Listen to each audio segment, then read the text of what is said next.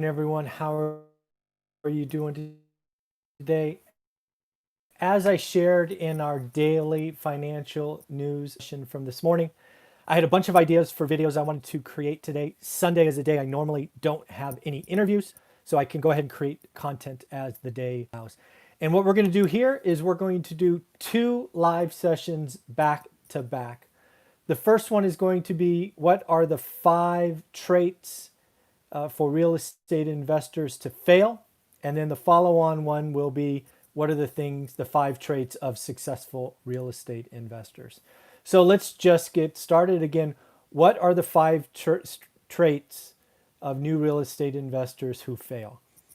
The first one is lack of focus. I see it all the time. New investors come in, they're excited, they're interesting. They may have a small view of what they want to look at, but then they're all over the place. Buy and hold, flipping, wholesaling, land, mobile homes, apartments, foreclosures, short sales, private money. Then they're all over the map location. My backyard, Texas, Ohio, Michigan, Florida, Texas. If you're a new investor and you're not yet focused on learning one thing, be careful. The greatest reason I have seen new investors wash out is they're not focused. You're busy, you're consuming hours, you're interested, but you're not really moving forward. You're going 50 different directions an inch at a time and really accomplishing nothing. So that's the number one, lack of focus. Number two, this is an odd one. I meet some people sometimes that think real estate investing is easy. It's easy. Anyone can do it. They hear somebody talk about out-of-state investing. They look up the local MLS, they look for 5 homes, and they start writing offers immediately. That might work, but probably not. Real estate investing, really buy and hold, you got to learn your market. Even if you're flipping, you got to learn your market. Even if you're wholesaling, you got to learn your market. How do you know what a deal is? Just because it's listed doesn't mean it's a deal. If you're going to be a real estate investor, whether it's wholesaling, flipping, buy and hold, notes, whatever it is, you make your money when you purchase. I can't tell you how many people I have seen get this bug about real estate investing, and not 2 weeks later, they're buying something. Even if it's a turnkey, you shouldn't do that. I think it takes 30, 60, 90 days to learn your market. If you're buying something in a market that you don't know in less than 2 weeks, pretty good chance you're rushing and you're going to get taken advantage of. So that's number two. Number three, this is investing. And when emotions get involved, that's when mistakes happen. Emotions could be lots of things. It could be, hey, this summer of 2020 is crazy. I keep writing offers. I keep losing out on deals. I'm going to get the next one. I'm going to offer 10 grand over. I'm going to offer 15 over. I'm just going to get one to get one. Again, if you're buying on emotion like that and it's like a ego, you're going to lose money. You're going to take a good deal and make it a bad deal. And trust me, a negative cash flow property is no fun. Other emotions I've seen is I've seen people walk into what would be a rental and get emotionally attached to it, and then they over improve. I have made this mistake. I remember one time I added a garbage disposal and a dishwasher to a rental home of mine. I ripped them both out 9 months later. I had like 7 service calls on the disposal and like 3 on the dishwasher. It added no value and increased my expenses. I get questions and comments all the time. What should I do? What should I do? If you're talking about your owner occupant, where you're going to raise your family, your forever home, emotions are totally fine. You're going to do it one time and be done.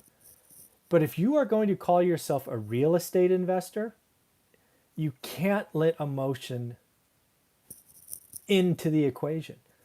What I teach is yield, and not that you have to use my strategy, but just as an example, I teach how to learn your market. Let's just say your market's 8%. What I want you to do if your market is 8 is I want you to buy 9% and 10% yields. Only do good or great deals. It's non-emotional. There's a property listed, it's listed as a 7%. Well, guess what? That means you have to offer less than asking. What I teach is you can take the list price, you can calculate your stuff, you can look at make readies, all these variables, but it's non-emotional. Another emotion, bigger is better. Boy, is that going to come back to bite some people. Bigger is not better. What I teach is you put it all in one spreadsheet. And what I teach is what I do. Single family homes up to 20 units. That's all I have ever bought. That's all I talk about. I put them in the same spreadsheet. And trust me, I will buy the 1-bedroom, 1-bath house before I buy a 20-unit building if the return is better. I want to know how hard my money is working. I don't need to tell my friends, oh great, I just bought another 20-unit building. You can go broke buying 20-unit buildings. I want to know how hard my money is working, and thus my decision is yield, and it's completely non-emotional. Number 4, this was a big lesson from the last crash. Big lesson. People didn't take the small loss.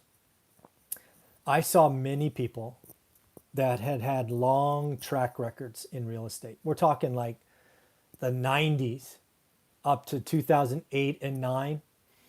They had lots of inventory, huge credit lines, and they just didn't take those first couple of losses.